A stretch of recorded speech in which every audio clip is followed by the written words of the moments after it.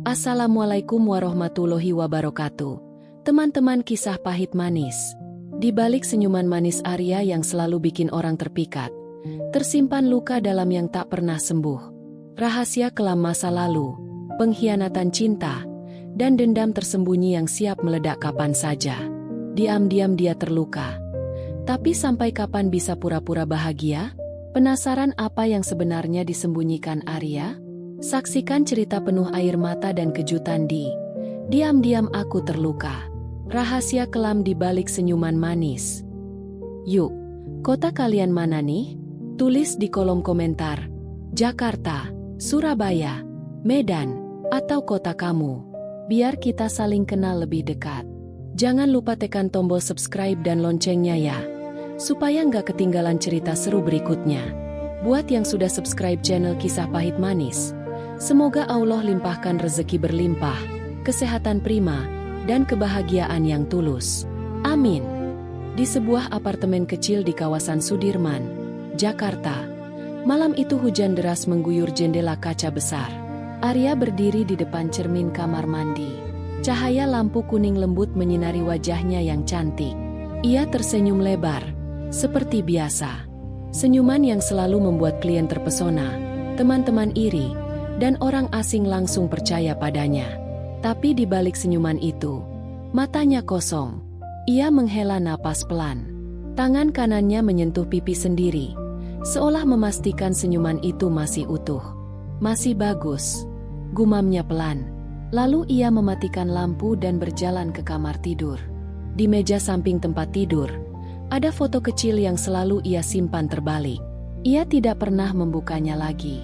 Tapi malam ini, entah kenapa, jarinya gemetar saat menyentuh bingkai kayu itu. Ia membaliknya perlahan. Foto itu menunjukkan seorang gadis berusia 18 tahun, tersenyum bahagia di samping seorang pemuda tinggi tampan.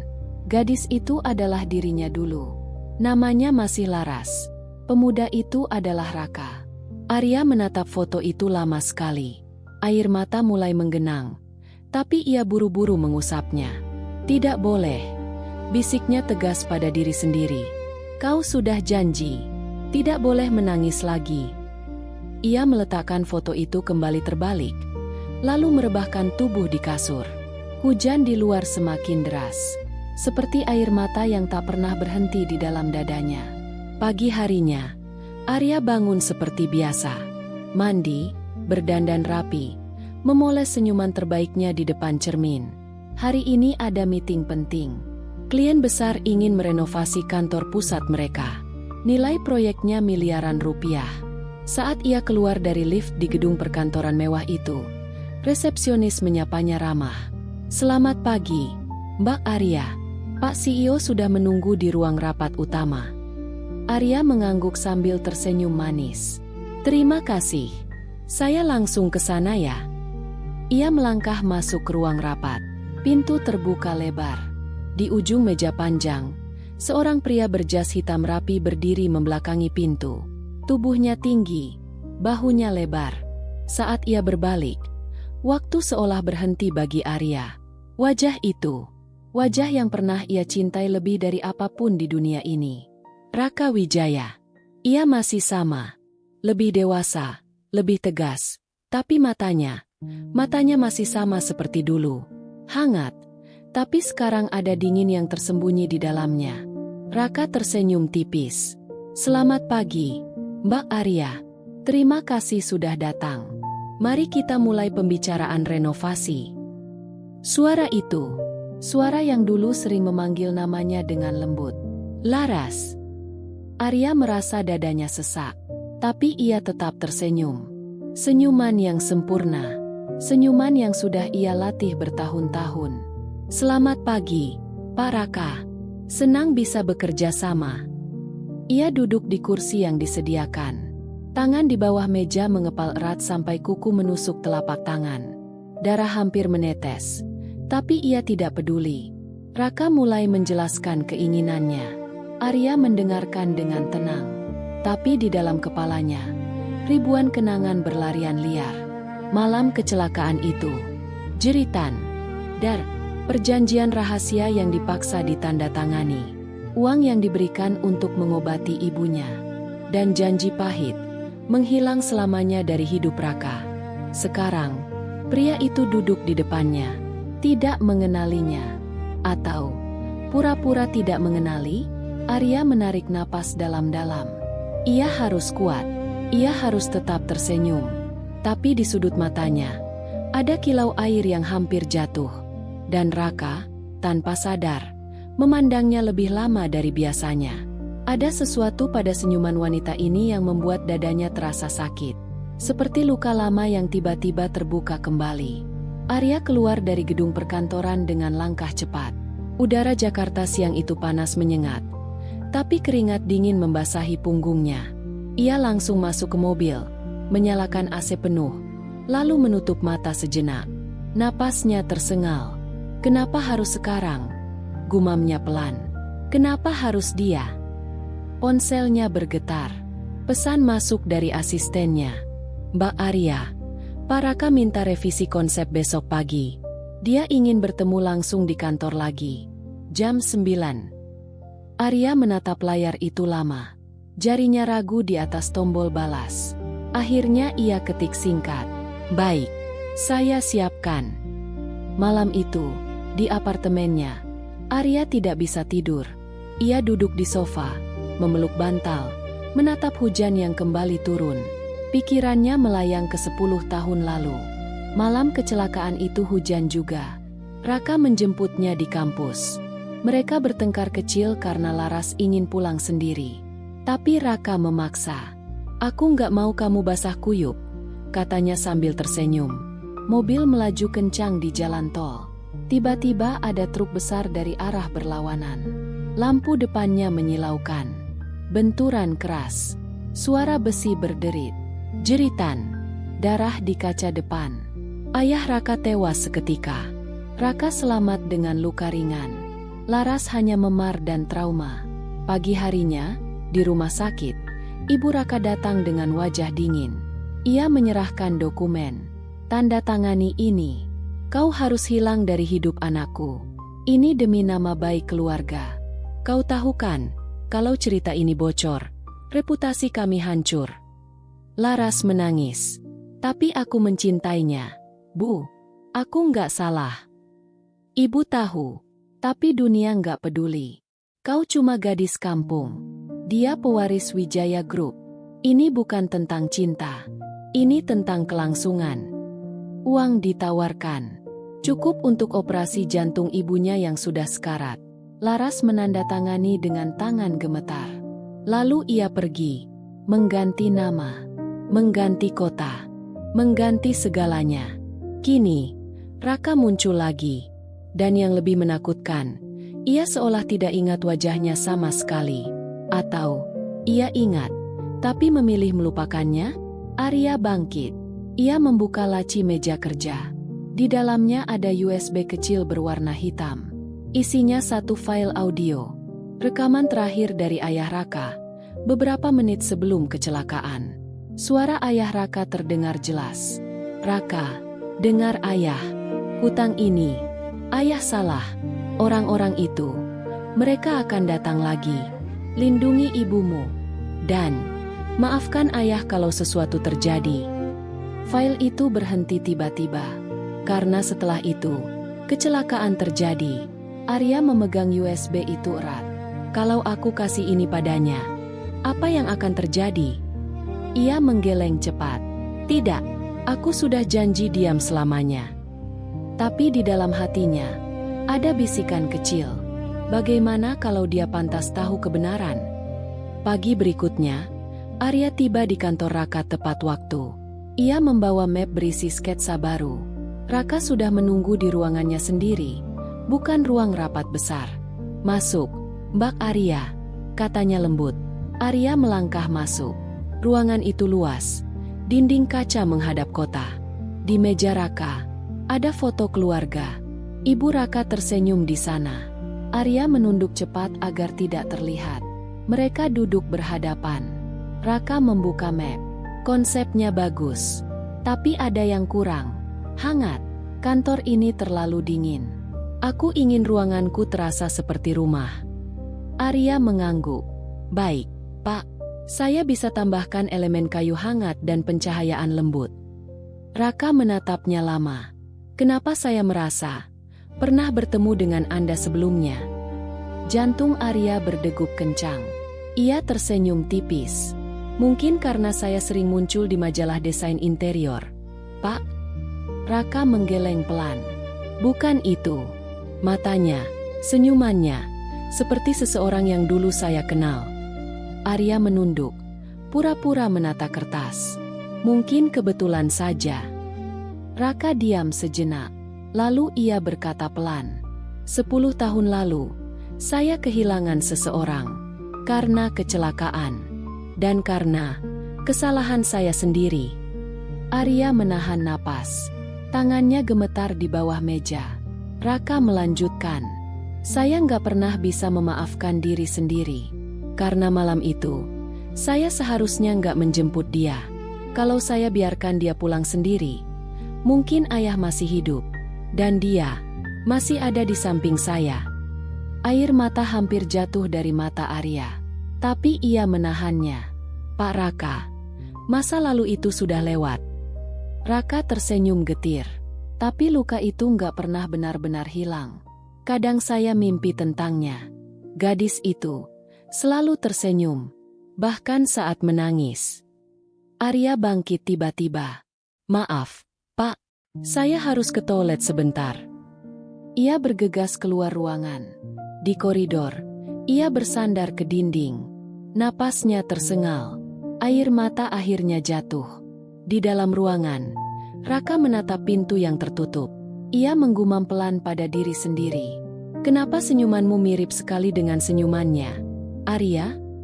Arya berdiri di koridor gedung itu selama beberapa menit. Ia menyeka air mata dengan punggung tangan. Napasnya perlahan stabil. Kau bisa, Arya. Kau sudah kuat bertahun-tahun. Jangan runtuh sekarang. Ia kembali masuk ke ruangan Raka dengan senyuman yang sudah kembali sempurna. Raka masih duduk di kursinya, memandang ke arah pintu.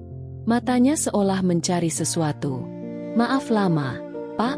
Ada yang ingin saya tambahkan di konsep ini, kata Arya sambil duduk kembali. Raka mengangguk pelan. Silakan. Mereka melanjutkan diskusi. Arya menjelaskan detail dengan suara tenang. Tapi setiap kali Raka menatapnya terlalu lama, jantungnya berdegup tak karuan. Saat meeting hampir selesai, Raka tiba-tiba bertanya, Mbak Arya, boleh saya tanya sesuatu yang pribadi? Arya menegang. Tergantung pertanyaannya, Pak. Raka tersenyum kecil. Anda pernah kehilangan seseorang yang sangat berarti karena kesalahan Anda sendiri? Pertanyaan itu seperti pisau. Arya menunduk sejenak. Pernah, Pak. Dan itu masih terasa sampai sekarang. Raka menghela napas panjang. Saya juga. Gadis itu, namanya Laras. Dia hilang setelah kecelakaan yang menewaskan ayah saya. Saya pikir dia pergi karena marah. Tapi sekarang saya sadar, mungkin saya yang mendorongnya pergi. Arya merasa dunia berputar. Ia ingin berteriak, ingin bilang bahwa ia tidak marah, bahwa ia dipaksa pergi. Tapi kata-kata itu tertahan di tenggorokan. Kadang orang pergi bukan karena marah, jawab Arya pelan. Kadang karena terlalu mencintai, sampai rela mengorbankan diri sendiri. Raka menatapnya tajam. Anda bicara seolah mengerti perasaannya. Arya tersenyum getir. Mungkin karena saya juga pernah berada di posisi yang sama. Suasana ruangan tiba-tiba hening. Hanya suara AC yang berdengung pelan. Raka bangkit. Ia berjalan ke jendela besar, memandang kota di bawah sana.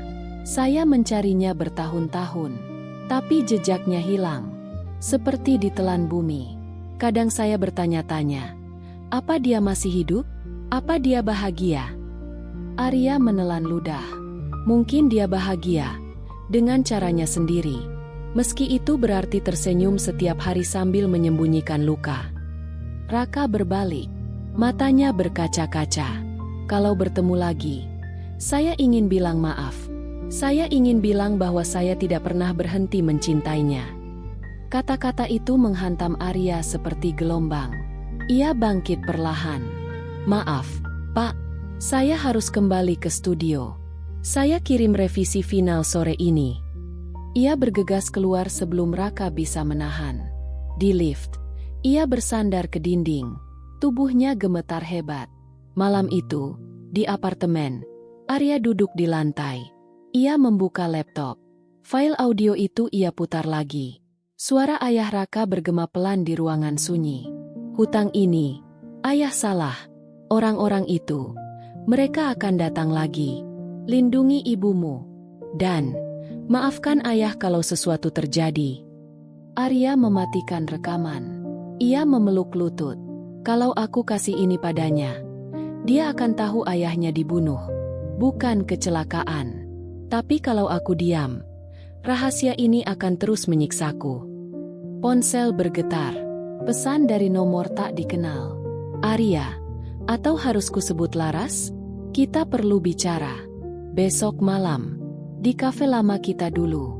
Jangan bilang siapa-siapa. Nadia." Arya menatap pesan itu dengan mata membelalak. Nadia, adik Raka. Orang yang paling membencinya dulu. Jantungnya berdegup kencang. Ancaman baru muncul. Dan kali ini, rahasia kelam itu mulai merayap keluar dari kuburannya. Malam berikutnya hujan kembali turun tipis.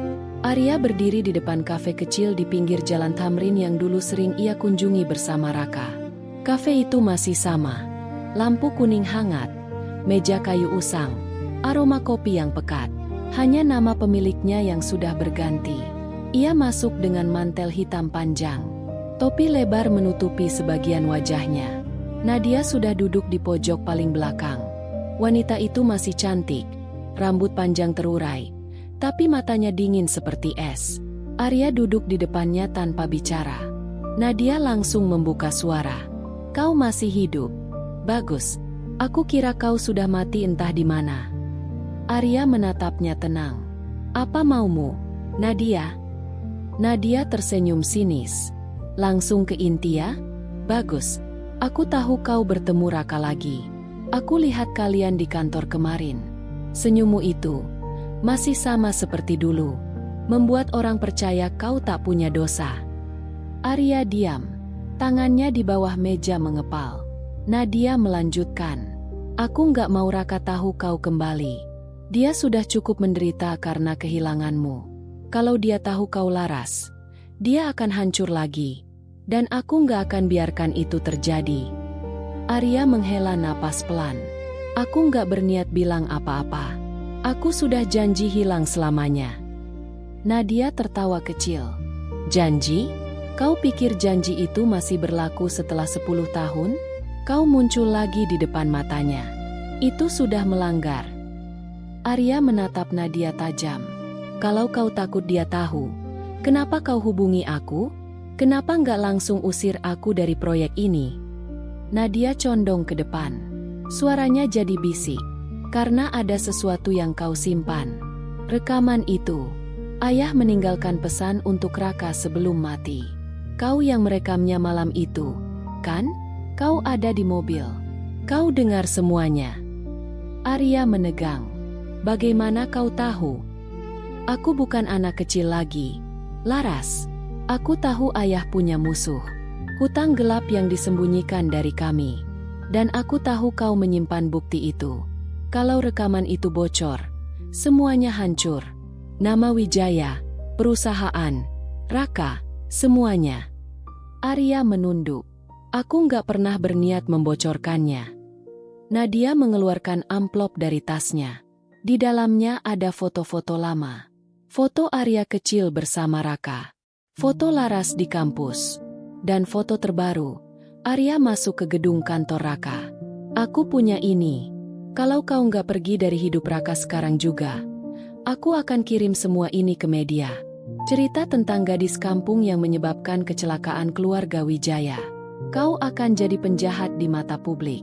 Raka akan benci dirinya sendiri karena pernah mencintaimu." Arya merasa dadanya sesak. "Kau tega sekali, Nadia. Aku melindungi keluargaku. Kau bukan bagian dari keluarga itu lagi." Arya bangkit perlahan. Aku akan pikirkan. Nadia tersenyum puas. Pikirkan cepat. Besok pagi aku ingin dengar keputusanmu. Kalau kau masih muncul di kantor Raka, anggap saja perang dimulai. Arya keluar dari kafe dengan langkah gontai. Hujan membasahi wajahnya. Ia berjalan tanpa arah. Pikirannya kacau. Di apartemen, ia duduk di lantai lagi. USB hitam itu ia pegang erat. Kalau aku pergi sekarang, Raka takkan pernah tahu kebenaran. Tapi kalau aku tetap, Nadia akan menghancurkan semuanya. Ia membuka laptop. File audio diputar lagi. Suara ayah Raka terdengar lemah tapi jelas. Raka, ayah salah besar. Hutang ini, mereka ancam bunuh kalau nggak dibayar. Maafkan ayah, lindungi ibumu, dan Laras, bilang ke dia, ayah sayang kalian. Suara itu terputus. Benturan keras terdengar samar. Lalu hening. Arya menutup laptop. Air mata jatuh ke keyboard. Apa yang harus aku lakukan sekarang? Di luar jendela, petir menyambar. Seolah langit ikut menangis bersamanya. Malam itu, Arya tidak tidur. Ia hanya duduk memeluk lutut, menunggu pagi datang. Menunggu keputusan yang akan mengubah segalanya. Pagi datang terlalu cepat. Cahaya matahari menyusup lewat celah gorden apartemen Arya. Ia belum tidur semalaman. Matanya merah, tapi wajahnya tetap tenang saat bercermin. Ia memoles senyuman itu lagi. Senyuman yang sudah menjadi bagian dari dirinya. Ponsel bergetar. Pesan dari Nadia. 1 jam lagi kau harus jawab. Pergi atau perang. Pilih. Arya menatap pesan itu tanpa ekspresi. Ia meletakkan ponsel, lalu mengambil tas kerja. Di dalamnya, USB hitam itu tersimpan aman di saku rahasia. Ia tiba di gedung kantor Raka tepat pukul 9. Resepsionis menyapa seperti biasa. Selamat pagi, Mbak Arya. Pak Raka sudah menunggu di ruangannya. Arya mengangguk. Lift naik pelan. Setiap detik terasa seperti jam. Pintu ruangan Raka terbuka. Raka berdiri di depan jendela, memandang kota yang mulai sibuk. Selamat pagi, sapa Raka tanpa menoleh. Konsep finalnya sudah siap. Arya meletakkan map di meja.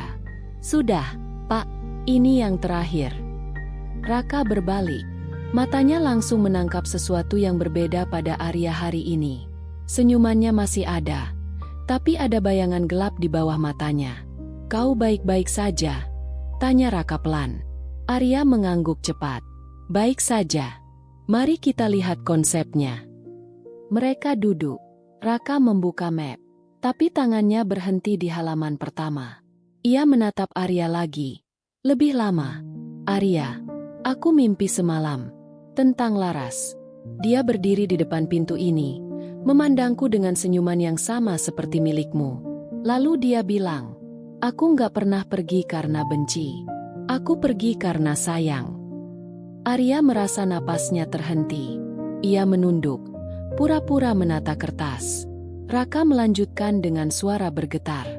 Bangun dari mimpi itu, aku merasa, mungkin Laras masih hidup. Mungkin dia dekat. Mungkin dia di depanku sekarang. Arya mengepal tangan di bawah meja. Kuku menusuk telapak sampai berdarah. Tapi ia tetap diam. Raka bangkit. Ia berjalan mendekat. Arya, tolong lihat mataku. Arya mengangkat wajah perlahan. Mata mereka bertemu. Untuk pertama kalinya setelah 10 tahun, Raka benar-benar melihatnya. Bukan sebagai desainer. Bukan sebagai orang asing. Tapi sebagai Laras. Matamu, sama, bisik Raka. Senyummu, sama. Kenapa aku baru sadar sekarang? Arya ingin lari, tapi kakinya seperti tertancap. Pak Raka, jangan. Raka menggeleng. Jangan bilang aku salah. Aku tahu ini gila, tapi aku merasakannya. Laras, kau Laras, kan? Air mata Arya akhirnya jatuh. Ia tidak bisa menahannya lagi. Aku nggak boleh bilang apa-apa. Aku sudah janji. Raka memegang bahu Arya pelan. Janji apa? Siapa yang memaksamu? Arya menggeleng lemah. Aku nggak mau kau tahu. Karena kalau kau tahu, kau akan terluka lagi. Lebih dalam. Raka menarik Arya ke pelukannya. Tubuh Arya gemetar hebat. Aku sudah terluka 10 tahun. Aku nggak takut terluka lagi. Yang aku takut, kehilanganmu 2 kali. Arya menangis di dada Raka. Untuk pertama kalinya setelah bertahun-tahun, ia menangis tanpa menahan.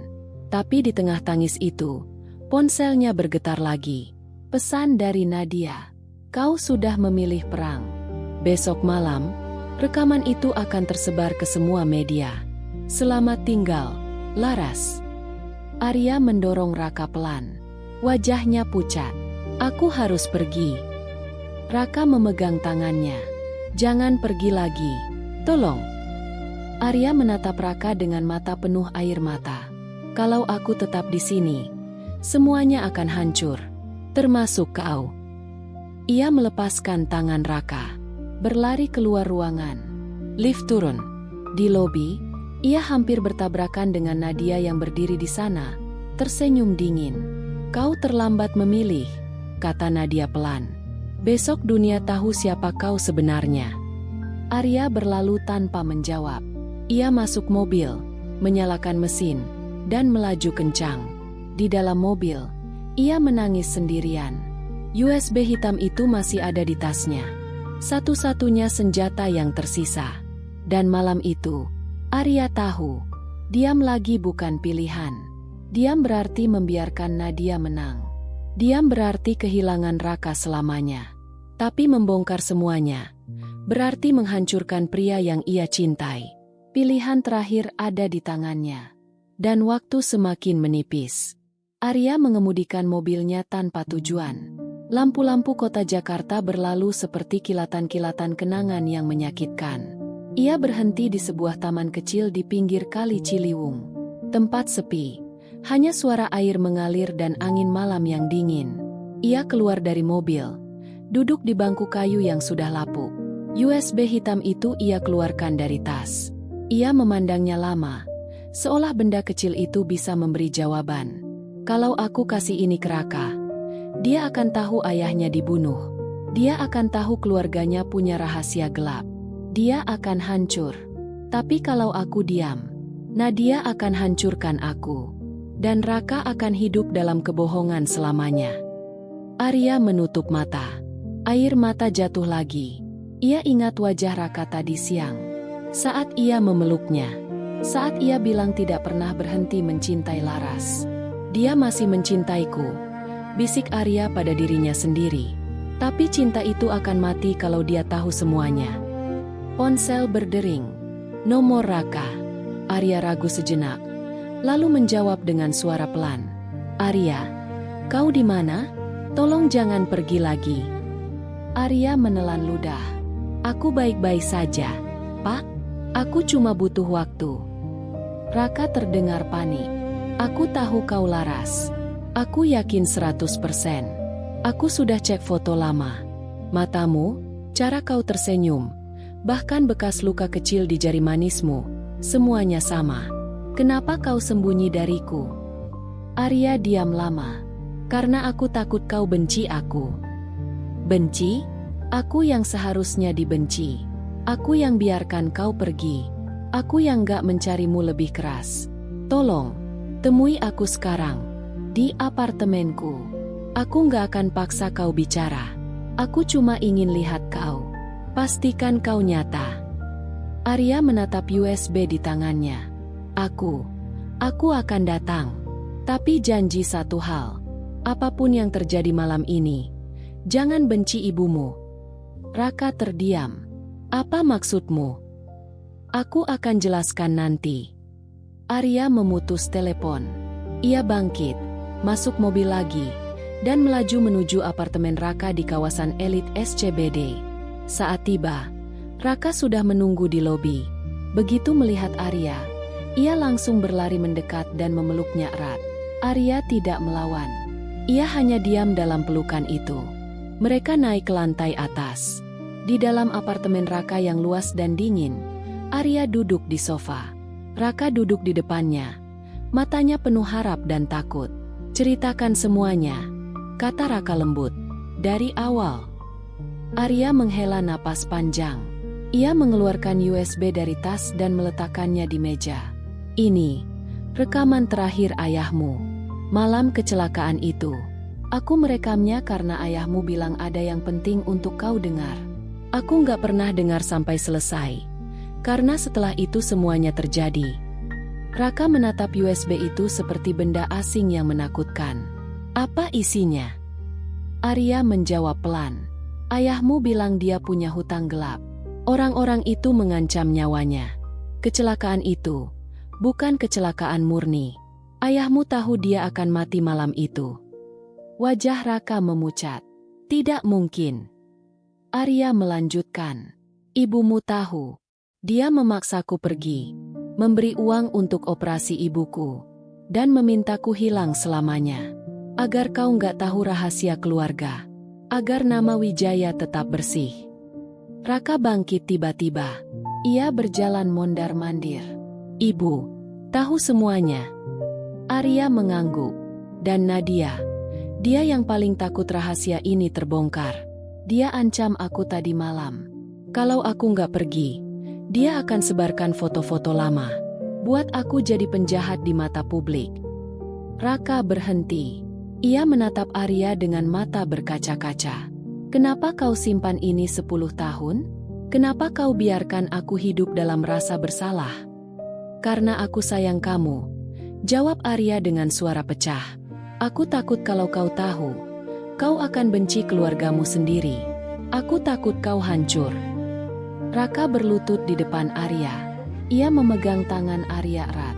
"Aku sudah hancur 10 tahun. Tapi sekarang, aku tahu kau nggak pernah ninggalin aku karena benci. Kau pergi karena cinta. Itu cukup buatku." Arya menangis. "Tapi kalau rekaman ini keluar, perusahaanmu bisa runtuh. Keluargamu bisa diusut. Nadia, dia akan lakukan apa saja." Raka menggeleng. "Biarkan saja. Aku nggak mau hidup lagi dalam kebohongan. Aku mau kebenaran. Bersama kau." Ia mengambil USB itu. "Kita dengar bareng. Sekarang." Arya mengangguk pelan. Raka memasukkan USB ke laptop. File audio diputar. Suara ayah Raka terdengar lemah, penuh penyesalan. "Raka, ayah salah besar. Hutang ini, ayah pinjam dari orang-orang berbahaya. Mereka ancam bunuh kalau nggak dibayar. Malam ini, ayah tahu mereka akan datang. Maafkan ayah. Lindungi ibumu. Dan Laras, bilang ke dia, ayah sayang kalian. Jangan salahkan dia. Dia nggak salah." Suara benturan keras. Lalu hening. Raka menutup mata. Air mata mengalir di pipinya. Arya memeluknya dari samping. Mereka diam dalam pelukan itu. Tiba-tiba pintu apartemen terbuka dengan keras. Nadia berdiri di ambang pintu. Wajahnya penuh amarah. "Kau berdua sudah tahu semuanya." Raka bangkit. "Nadia, kau tahu dari dulu." Nadia tertawa getir. "Tentu saja. Ibu cerita semuanya padaku. Aku yang bantu sembunyikan. Dan sekarang, kalian mau hancurkan semuanya." Arya berdiri di samping Raka. "Cukup. Nadia, rahasia ini sudah terlalu lama menyiksa kami." Nadia mengeluarkan ponsel. "Satu ketukan saja. Semua foto dan cerita akan tersebar. Kalian akan jadi musuh publik." Raka melangkah maju. "Lakukan saja. Aku nggak takut lagi. Yang aku takut, kehilangan Laras lagi." Nadia menatap kakaknya dengan mata penuh kebencian. "Kau bodoh. Kau pilih dia daripada keluarga." Raka menjawab tegas. "Dia adalah keluargaku. Dari dulu." Nadia melempar ponselnya ke lantai. Ia menangis. "Kalian akan menyesal."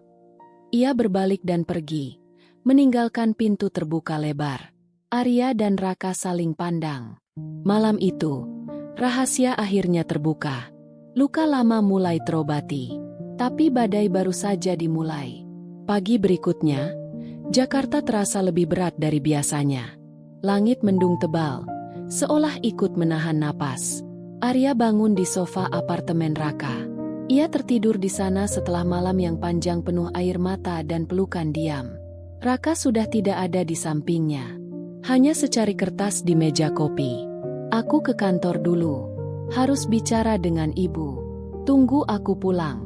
Jangan pergi. Raka. Arya memegang kertas itu erat. Dadanya terasa sesak. Ia tahu apa yang akan terjadi hari ini. Rahasia yang selama ini disembunyikan ibu Raka akan terbongkar. Dan Nadia tidak akan diam saja. Arya mandi cepat, berganti baju dengan yang ada di lemari Raka. Kemeja putih besar yang baunya masih sama seperti dulu. Ia duduk di balkon, menatap kota yang mulai ramai. Ponselnya bergetar tanpa henti. Berita mulai muncul di grup chat teman-temannya. Wijaya Group lagi heboh nih. Ada rumor kecelakaan lama bukan kecelakaan. Ada rekaman suara almarhum bos besar. Arya mematikan ponsel. Ia tahu Nadia sudah bergerak. Mungkin bukan semua rekaman, tapi cukup untuk memicu spekulasi. Cukup untuk membuat saham perusahaan goyah. Cukup untuk membuat Raka jadi sasaran. Pintu apartemen terbuka pelan. Raka masuk dengan wajah pucat. Matanya merah, tapi tatapannya tegas. Ia langsung mendekati Arya dan memeluknya dari belakang. Ibu mengaku semuanya, kata Raka dengan suara serak. Dia bilang dia tahu soal hutang ayah. Dia tahu ada ancaman. Tapi dia pilih diam supaya nama keluarga selamat. Dia yang suruh aku lupakan Laras. Dia yang kasih uang padamu. Arya memutar tubuh, memandang Raka. Kau marah padanya? Raka menggeleng pelan. Aku marah pada diriku sendiri. Karena aku percaya begitu saja. Karena aku biarkan kau pergi tanpa perlawanan. Tapi aku nggak benci ibu. Dia cuma takut kehilangan semuanya. Arya menyentuh pipi Raka. Dan sekarang, aku mau perbaiki semuanya. Aku akan umumkan konferensi pers sore ini. Aku akan ceritakan kebenaran. Bahwa kecelakaan itu bukan murni kecelakaan. Bahwa ayah punya kesalahan. Dan bahwa kau, Laras, nggak pernah salah. Arya menggeleng cepat. Jangan. Kau akan hancurkan perusahaan. Kau akan jadi musuh banyak orang. Raka tersenyum tipis. Biarpun perusahaan runtuh, asal aku punya kau lagi, itu cukup. Arya menangis lagi. Aku nggak mau jadi alasan kau kehilangan segalanya. Kau bukan alasan. Kau penyelamatku. Mereka diam dalam pelukan itu. Tapi ketenangan itu tidak bertahan lama. Ponsel Raka berdering. Nomor ibunya. Raka menjawab dengan speaker. Raka, Nadia hilang. Dia pergi tadi pagi setelah bertengkar sama ibu. Dia bilang dia akan selesaikan ini sendiri. Raka menegang. Maksudnya apa? Ibu takut dia lakukan sesuatu yang bodoh. Nadia, dia simpan dokumen lama. Bukti-bukti hutang ayah. Kalau dia sebarkan semuanya, bukan cuma perusahaan yang hancur. Bisa ada pihak ketiga yang datang balas dendam. Arya merasa dingin menjalar di punggungnya. Nadia, dia benci aku sampai segitunya. Raka mematikan telepon. Ia menatap Arya dengan mata penuh tekad. Aku harus cari Nadia. Sebelum dia lakukan hal yang gak bisa dibalik. Arya memegang tangan Raka erat. Aku ikut. Tidak, kau aman di sini. Aku nggak mau kau hadapi ini sendirian lagi. Kita hadapi bareng. Raka akhirnya mengangguk. Mereka bergegas keluar apartemen. Di mobil, Raka menelepon orang kepercayaannya untuk lacak posisi Nadia. Sinyal ponsel Nadia terakhir terdeteksi di sebuah gudang tua di pinggir Jakarta Barat. Tempat yang dulu dipakai ayah mereka untuk pertemuan bisnis gelap. Saat mobil melaju kencang, hujan mulai turun deras lagi. Petir menyambar. Arya memegang tangan Raka sepanjang jalan. Nadia, kenapa kau begini? Gumam Arya pelan. Raka menjawab dengan suara berat. Karena dia pikir melindungi keluarga berarti menghancurkan siapapun yang mengancamnya. Termasuk kau. Termasuk aku. Mobil berhenti di depan gudang besar yang sudah rusak. Pintu besi setengah terbuka. Lampu di dalam redup. Suara air menetes dari atap bocor. Raka dan Arya turun. Mereka masuk perlahan. Di tengah gudang, Nadia berdiri sendirian. Di depannya ada tumpukan dokumen dan laptop terbuka. Layar menunjukkan email yang siap dikirim ke media dan polisi. Nadia menoleh. Matanya penuh air mata dan amarah. Kalian datang juga. Bagus. Biar kalian lihat sendiri akhirnya. Raka melangkah maju. Nadia, berhenti. Ini bukan jalan yang benar. Nadia tertawa getir. Jalan yang benar? Kalian yang hancurkan semuanya. Karena kalian egois. Karena kalian pilih cinta daripada keluarga. Arya maju pelan. Aku nggak pernah mau hancurkan keluargamu. Nadia, aku cuma mau hidup tenang. Tapi kau yang paksa aku balik lagi. Nadia menatap Arya dengan kebencian. Kau seharusnya mati malam itu. Kalau kau mati, semuanya aman. Kata-kata itu menusuk. Raka langsung maju menghalangi Arya.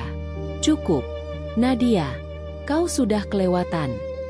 Nadia mengambil pistol kecil dari tasnya. Tangan gemetar memegang gagang senjata itu. Aku nggak mau kalian menang. Kalau aku nggak bisa selamatkan keluarga, setidaknya aku bisa hentikan kalian. Raka membeku.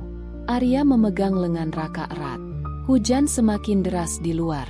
Petir menyambar lagi, menerangi gudang sesaat. Dan di detik itu, semua terasa seperti akhir. Hujan deras mengguyur atap gudang. Suara air menetes bercampur dengan deru angin. Petir menyambar lagi. Cahaya putih menyilaukan sejenak menerangi wajah Nadia yang pucat. Tangan kanannya memegang pistol kecil itu. Moncongnya mengarah lurus ke arah Raka dan Arya. Jangan gerak, kata Nadia dengan suara gemetar. Satu langkah lagi. Aku tembak. Raka mengangkat kedua tangan pelan. Tubuhnya tetap menghalangi Arya di belakangnya. Nadia, turunkan senjatanya. Kita bisa bicara. Bicara. Nadia tertawa getir. Air mata bercampur dengan air hujan yang menetes dari rambutnya. Kalian sudah bicara terlalu banyak. Karena kalian, semuanya akan runtuh. Ibu akan kehilangan segalanya. Aku akan kehilangan segalanya. Arya melangkah sedikit ke samping, tapi tetap di belakang Raka. Suaranya pelan tapi tegas. Nadia, aku tahu kau benci aku. Dari dulu kau iri. Kau pikir aku yang ambil Raka dari keluargamu. Tapi aku gak pernah mau ambil apapun. Aku cuma mau dicintai. Nadia menatap Arya dengan mata membara. Kau bohong. Kau muncul lagi. Dan Raka langsung lupa keluarga. Dia pilih kau daripada kami. Kau racun. Raka menggeleng pelan. Bukan begitu. Nadia, aku gak pernah lupa keluarga. Tapi aku juga nggak bisa hidup lagi dalam kebohongan. Ayah sudah mati karena kesalahannya sendiri. Ibu sembunyikan itu. Kau bantu sembunyikan. Dan kau paksa Laras pergi. Itu bukan cinta keluarga. Itu ketakutan. Nadia menangis lebih keras. Pistol di tangannya bergoyang. Aku cuma mau lindungi kita. Kalau rahasia ini keluar, orang-orang yang dulu ancam ayah akan balik lagi. Mereka akan bunuh ibu. Mereka akan bunuh aku. Dan kau malah bela dia. Arya merasa dadanya sesak. Ia ingat suara ayah Raka di rekaman itu. Ancaman yang sama. Hutang yang belum lunas sepenuhnya. Mungkin Nadia benar. Mungkin ada bahaya nyata di luar sana. Nadia. Arya bicara lagi. Suaranya hampir hilang di telan hujan. Kalau kau tembak kami, kau juga akan hancur. Kau akan jadi pembunuh. Dan rahasia itu tetap keluar. Karena aku sudah kasih salinan rekaman ke orang kepercayaan Raka. Kalau sesuatu terjadi pada kami, rekaman itu akan tersebar otomatis.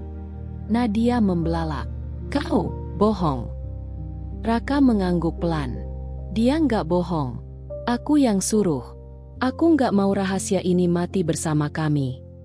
Nadia terdiam. Pistol di tangannya mulai turun perlahan. Air mata mengalir deras di wajahnya. Kenapa? Kenapa semuanya harus begini? Aku cuma mau kita aman. Aku cuma mau keluarga utuh. Raka melangkah maju satu langkah kecil. Keluarga kita sudah rusak sejak ayah ambil hutang itu. Bukan karena Laras. Bukan karena aku. Kita bisa perbaiki. Tapi nggak dengan cara ini. Nadia menatap kakaknya lama. Lalu ia menatap Arya. Kebencian di matanya perlahan memudar. Diganti kelelahan yang dalam. Aku capek, bisik Nadia. Capek sembunyi. Capek takut. Ia melepaskan pistol. Senjata itu jatuh ke lantai dengan bunyi dentang keras. Nadia ambruk berlutut. Menangis terseduh-seduh. Raka berlari mendekat. Memeluk adiknya erat. Sudah selesai. Kita pulang bareng. Arya berdiri di tempatnya. Menatap kakak beradik itu. Air mata jatuh lagi di pipinya. Bukan karena takut. Bukan karena sakit. Tapi karena lega. Karena akhirnya, rahasia itu tidak lagi menjadi beban satu orang saja. Raka menoleh ke Arya. Mengulurkan tangan. Ayo pulang. Bersama. Arya melangkah mendekat. Ia memegang tangan Raka. Tangan Nadia juga ikut digenggam kakaknya. Mereka bertiga berjalan keluar gudang. Hujan masih deras, tapi angin terasa lebih ringan. Di luar, mobil polisi sudah menunggu, dipanggil diam-diam oleh orang kepercayaan Raka. Petugas mendekat. Nadia menunduk, siap menerima apapun yang akan datang. Tapi Raka bicara tegas. Ini urusan keluarga. Kami akan urus sendiri. Tapi kalau ada ancaman dari masa lalu ayah kami siap laporkan. Petugas mengangguk. Mereka pergi setelah memastikan tidak ada korban luka. Di mobil, Nadia duduk di belakang. Dia memandang keluar jendela. Raka mengemudi. Tangan kirinya memegang tangan Arya erat. Mulai sekarang, nggak ada lagi rahasia, kata Raka pelan. Arya mengangguk. Nggak ada lagi senyuman palsu. Nadia dari belakang berbisik. Maaf, Laras. Arya menoleh. Aku juga maaf. Karena aku pergi tanpa perlawanan. Mereka diam sepanjang jalan pulang. Hujan mulai reda. Langit mulai terbuka. Cahaya matahari sore menyusup lewat awan. Di apartemen Raka malam itu, mereka bertiga duduk bersama. Tidak banyak bicara. Hanya saling memandang. Saling memeluk. Luka masih ada. Tapi kali ini, luka itu tidak lagi disembunyikan. Luka itu mulai sembuh. Bersama-sama. Dan Arya, untuk pertama kalinya setelah 10 tahun, tersenyum tanpa paksaan. Senyuman yang tulus. Senyuman yang bebas. Beberapa minggu berlalu sejak malam di gudang itu. Jakarta masih sibuk seperti biasa. Tapi bagi Arya, dunia terasa berbeda. Tidak ada lagi senyuman yang dipaksakan setiap pagi. Tidak ada lagi rahasia yang menggerogoti dari dalam. Raka memutuskan untuk mengambil cuti panjang dari perusahaan. Ia menyerahkan pengelolaan harian kepada tim terpercaya sambil menunggu hasil investigasi internal. Konferensi pers yang direncanakan akhirnya dibatalkan. Raka memilih cara lain. Surat terbuka yang dipublikasikan di situs resmi Wijaya Group. Surat itu singkat tapi jujur. Raka mengakui kesalahan ayahnya di masa lalu, menyatakan bahwa keluarga sedang membersihkan diri dari beban hutang gelap, dan berjanji akan bekerja sama dengan pihak berwenang jika ada tuntutan hukum. Tidak ada penjelasan panjang tentang Laras. Hanya satu kalimat di akhir. Dan bagi seseorang yang pernah hilang karena melindungi kami, terima kasih. Kau sudah pulang. Saham perusahaan sempat turun tajam hari pertama, tapi anehnya, respons publik justru positif. Banyak yang memuji keberanian Raka membuka kebenaran. Media sosial ramai dengan tagar kebenaran Wijaya. Beberapa korban hutang lama bahkan muncul, tapi bukan untuk menuntut. Mereka ingin berdamai. Nadia menjalani konseling psikologis. Ia tinggal sementara di rumah ibunya, jauh dari hiruk-pikuk kota. Kadang ia mengirim pesan singkat ke Arya. Hari ini aku coba maafkan diriku sendiri. Sulit, tapi aku coba. Arya selalu balas dengan lembut. Kita sama-sama lagi belajar. Pelan-pelan saja. Suatu sore, Arya kembali ke apartemen lamanya untuk mengambil barang-barang terakhir.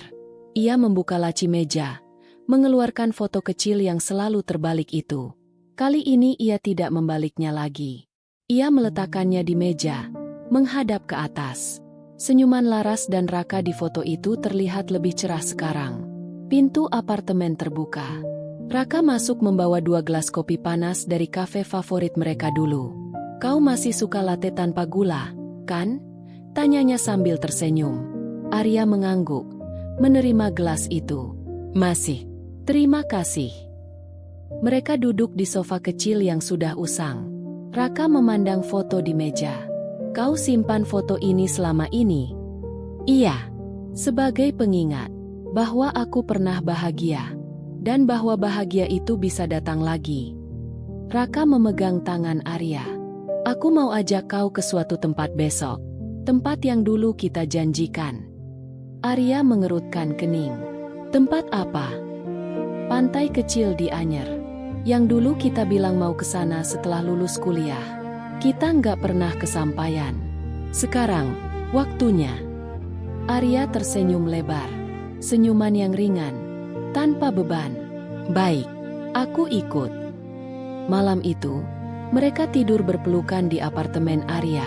Tidak ada kata-kata besar. Hanya napas yang selaras. Detak jantung yang tenang. Pagi berikutnya, mereka berangkat sebelum matahari terbit. Mobil melaju di jalan tol yang sepi. Raka memutar lagu lama yang dulu sering mereka dengar bersama. Arya menyandarkan kepala di bahu Raka. Saat tiba di pantai, ombak masih tenang. Matahari baru muncul di ufuk timur, mewarnai langit jingga lembut. Mereka berjalan di pasir basah. Raka berhenti, menarik Arya menghadap laut. Dulu aku janji akan kasih kau dunia. Sekarang, aku cuma bisa kasih ini. Kebersamaan. Tanpa rahasia. Tanpa paksaan. Arya memeluk pinggang Raka. Ini lebih dari dunia bagiku. Mereka berdiri diam, menyaksikan matahari naik penuh. Angin laut membelai rambut Arya. Untuk pertama kalinya, ia merasa benar-benar bebas. Di kejauhan, burung camar terbang rendah, seolah menyapa pagi baru. Dan Arya, diam-diam, berbisik pada dirinya sendiri. Luka itu sudah sembuh. Sekarang, aku boleh bahagia lagi. Cerita berakhir di sini, di tepi pantai, di bawah langit yang cerah. Beberapa bulan kemudian, musim hujan sudah berlalu. Jakarta kembali cerah dengan angin sepoi yang membawa aroma bunga Kamboja dari taman-taman kota. Arya berdiri di balkon apartemen baru mereka. Sebuah unit sederhana tapi hangat di kawasan Kemang. Raka memilih tempat ini karena dekat dengan studio desain interior Arya yang kini semakin ramai klien. Tidak lagi gedung mewah SCBD, tapi rumah yang terasa seperti pelukan. Di meja makan kecil, Nadia duduk sambil menyeduh teh. Ia sudah lebih tenang sekarang. Wajahnya tidak lagi penuh amarah. Ia bekerja sebagai konsultan di perusahaan kecil milik teman lama, jauh dari sorotan Wijaya Group. Ibu Raka juga mulai membuka diri. Ia sering datang berkunjung, membawa masakan rumahan, dan kadang diam-diam memeluk Arya tanpa kata. Raka masuk dari dapur, membawa 2 piring nasi goreng sederhana yang ia buat sendiri. Ia tersenyum lebar saat melihat Arya. Masih ingat? Dulu kau bilang nasi gorengku enak sekali. Arya tertawa kecil. Masih. Dan sekarang masih enak. Mereka duduk bersama. Nadia mengangkat gelas tehnya seperti bersulang. Buat hari ini, dan buat besok yang lebih baik. Mereka bertiga mengangkat gelas. Suara denting kecil terdengar. Suara yang ringan, tapi penuh makna. Sore itu, Arya dan Raka berjalan-jalan di taman dekat rumah. Tangan mereka saling bergandengan. Tidak ada lagi rahasia yang disembunyikan. Tidak ada lagi senyuman palsu. Raka berhenti di bawah pohon besar. Ia mengeluarkan sebuah kotak kecil dari saku jaketnya. Aku tahu ini terlambat 10 tahun. katanya pelan. Tapi aku nggak mau menunggu lagi. Ia membuka kotak itu. Di dalamnya ada cincin sederhana berbatu kecil berwarna biru muda. Warna favorit Arya dulu. Laras, Arya, mau nggak kau jadi istriku? Kali ini, selamanya. Tanpa paksaan. Tanpa rahasia. Hanya kita. Arya menatap cincin itu. Lalu menatap mata Raka. Air mata menggenang. Tapi kali ini air mata bahagia. Iya. Jawabnya dengan suara gemetar. Iya, Raka. Selamanya. Raka memasangkan cincin itu di jari manis Arya. Mereka berpelukan di bawah pohon itu. Angin sore membelai rambut mereka. Burung-burung kecil bernyanyi di dahan atas. Di kejauhan, Nadia berdiri di pinggir taman, memandang mereka dari jauh. Ia tersenyum tipis. Bukan senyuman iri lagi, tapi senyuman lega. Senyuman yang bilang, akhirnya, semuanya baik-baik saja. Malam itu, di apartemen, Arya duduk di balkon sendirian sebentar. Ia memandang kota yang berkilauan. Tangan kirinya menyentuh cincin baru itu. Diam-diam aku terluka, bisiknya pelan pada angin malam. Tapi sekarang, diam-diam aku sembuh. Ia tersenyum. Senyuman manis yang tulus. Senyuman yang tidak lagi menyembunyikan apapun. Dan di dalam, Raka memanggilnya dengan suara lembut. Arya, ayo tidur. Besok kita mulai hari baru. Arya bangkit, masuk ke dalam, dan menutup pintu balkon pelan. Hujan sudah benar-benar berhenti. Langit malam cerah penuh bintang. Cerita mereka tamat di sini. Bukan akhir yang sempurna tanpa luka, tapi akhir yang nyata, penuh cinta, dan akhirnya bebas. Di balik setiap senyuman yang tampak sempurna, seringkali tersimpan luka yang dalam dan rahasia yang berat. Cerita ini mengajarkan kita bahwa menyembunyikan kebenaran terlalu lama hanya akan memperpanjang penderitaan, bukan menyembuhkannya. Cinta sejati bukanlah tentang menutupi dosa atau kesalahan, melainkan tentang keberanian untuk menghadapi kebenaran bersama, saling memaafkan, dan membangun kembali dari reruntuhan. Luka memang menyakitkan, tapi ketika kita berani membukanya, justru disitulah penyembuhan sejati dimulai. Maafkan yang pernah menyakiti, maafkan diri sendiri, dan biarkan waktu serta kasih sayang menyatukan kembali apa yang pernah tercerai-berai. Karena pada akhirnya, yang paling berharga bukanlah nama baik atau harta, melainkan hati yang damai dan orang-orang yang tetap memilih berada di sisi kita meski dunia tahu segalanya. Terima kasih banyak kepada kalian semua yang sudah setia menemani cerita ini dari awal hingga akhir. Dari bab pertama yang penuh air mata diam hingga bab terakhir yang akhirnya membawa senyuman tulus. Kalian yang menonton, yang berkomentar, yang menangis diam-diam di balik layar, dan yang berdoa agar Arya dan Raka bisa bahagia. Kalian adalah alasan channel Kisah Pahit Manis terus bercerita. Semoga cerita ini bukan hanya menghibur, tapi juga menyentuh hati kalian, mengingatkan bahwa tak ada luka yang tak bisa disembuhkan selama kita punya keberanian dan orang yang mencintai kita apa adanya. Buat kalian yang sudah subscribe, like, komen, dan share, Allah limpahkan berkah berlipat ganda, kesehatan yang prima, rezeki yang mengalir tanpa henti, dan kebahagiaan yang tak pernah pudar. Terima kasih dari lubuk hati yang paling dalam. Sampai jumpa di Kisah Pahit Manis berikutnya. Wassalamualaikum warahmatullahi wabarakatuh.